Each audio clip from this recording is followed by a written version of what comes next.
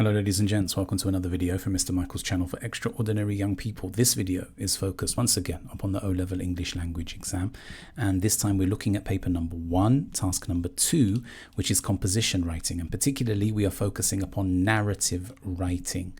Okay, narrative writing. Narrative is another way to say a story.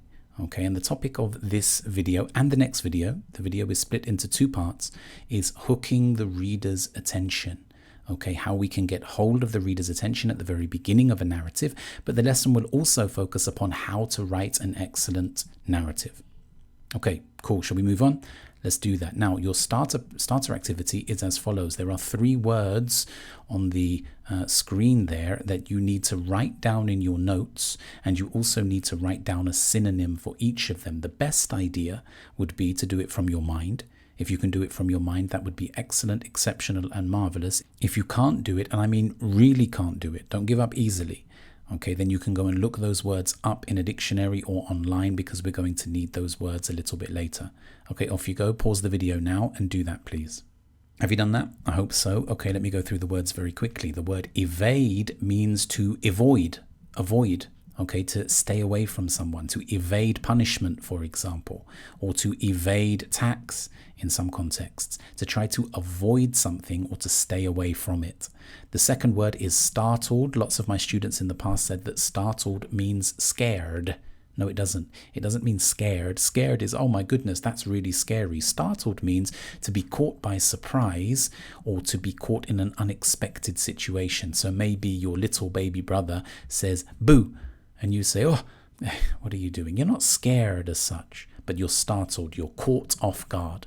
And the last word is brace. Brace, I'm sure you've heard the expression brace yourself, which means to prepare yourself for something. Imagine that you are on the bumper cars and you're about to bump into somebody else. What do? You physically brace. You tense up your body, ready for impact. Okay, cool. Now, these are your learning objectives for today, not just for this video, but also for the second video, which will follow it.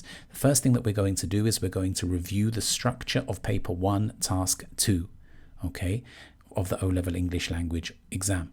Number 2 is we're going to consider the structure of an excellent narrative. I'm going to remind you, because I'm sure you know already. Number 3, we're going to look at a past paper question, and we're going to discuss the importance of planning before you start writing in the exam.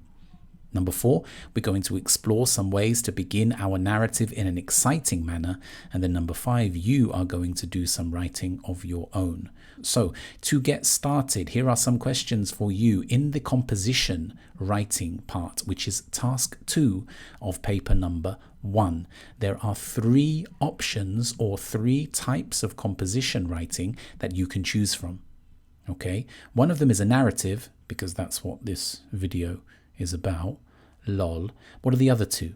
Pause the video now and think, what other 2 options do you have in the O-Level English language exam, paper 1, task 2? Pause the video now, please. The other 2 options are an argumentative essay or a piece of descriptive writing. So in paper 1, task 2, there are 3 pieces of writing that you can choose from. The first one is a narrative, the second one is an argumentative essay, and the third one is a descriptive piece of writing. Okay, next question says, how many words for composition writing? How many words do you have to write? Pause the video and think about it. How many words then, ladies and gents? I'm sure you're shouting out 350 to 500. You would be absolutely correct. Between 350 and 500 words. Okay, and the last question, how much time do you have to write the composition? Pause the video and have a think about it. Did you think about it? Well, I'm sure because you are very able mathematicians that you will remember that paper 1 is 1 hour and 30 minutes. 1 hour and 30 minutes. Okay, and there are 2 tasks in that. So if you were to take 1 hour and 30 minutes and turn it into minutes, it would become 90 minutes. And then if you were to divide 90 minutes by 2, it's very mathematical, isn't it? Divide 90 minutes by 2, that would equal 45 minutes. So you can give 45 minutes to both tasks. Okay, so how much time do you have to write your composition? You have 45 minutes to do that.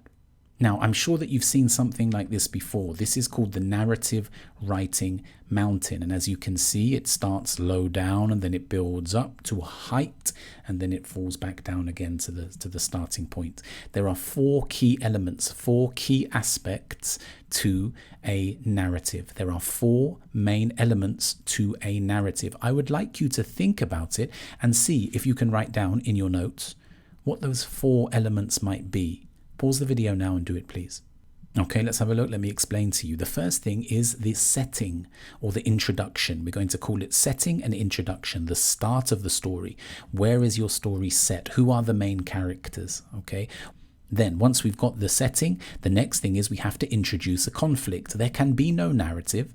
There can be no story unless there's some kind of issue, some kind of problem. When we say conflict, it doesn't have to be a violent conflict. It doesn't have to be a fight, of course.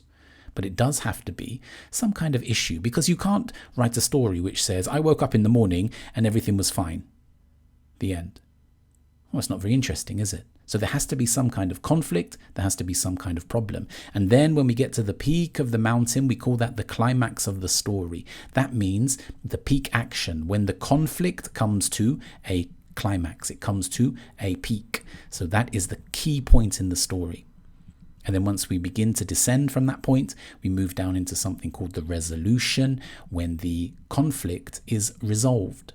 Okay, when the conflict is resolved. So here are the 4 parts: the setting or the introduction, the conflict, the climax, and the resolution. If you're not familiar with those, I suggest that you write them down in your notes now. Pause the video and do that. This is a past paper question from October, November 2020 of the O-Level English Language Exam. Now look, there are 2 options available for you for a narrative. There are 2 options available. The first one says, write a story which includes the sentence, when he answered my question, I knew what I had to do next.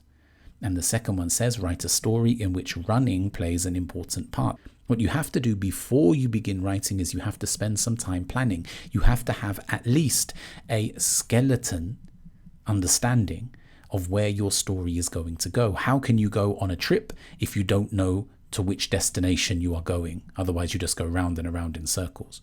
So what's very, very important is that you spend some time planning. You must plan. Okay, but when I say planning, I mean, let's keep it very, very simple. A plan should take you no more than approximately 3 to 5 minutes. As I say to my students, so 3 minutes is optimal, that's the best. 5 minutes is acceptable, it's okay. 6 minutes and above is detrimental because you're going to take too much time away from the writing. How many minutes do you have to write again, ladies and gents? Can you remember? I'm sure you're shouting out 45 minutes, right? I hope so. Okay, so you have 45 minutes in total. Up to 5 of those minutes you're going to use for planning. How are we going to plan? Have a look at this. This is a model plan. I've chosen question number 5. Okay, I've chosen question number 5. And here is my plan. Setting. All I'm going to write is Ryan. He's the main character. He doesn't like school. And he doesn't pay attention. That's it. 3 small, short statements. I don't need to write Ryan is my main character and he does not like school because he doesn't find it very interesting and therefore he doesn't pay much attention in class because he doesn't. You don't need to go into that much detail. That's what you're going to write in the actual narrative, right? So in the plan, you need to be very concise, straight to the point, and keep it very simple. Then, next to conflict, I'm going to write asks teacher if he can make it to university. Teacher says not unless he works harder. Climax. Ryan pays more attention and works very hard. Has his exams. Resolution. Ryan manages to get the results he needs. That's it. That's all that a plan is. A couple of sentences just to get the ideas down. You don't need to put lots of details in. Obviously, when you write the narrative, you're going to, what we say, flesh it out a bit more. You're going to provide more details. But for now, this is more than sufficient. Just a general idea of the direction that you are heading in with your story.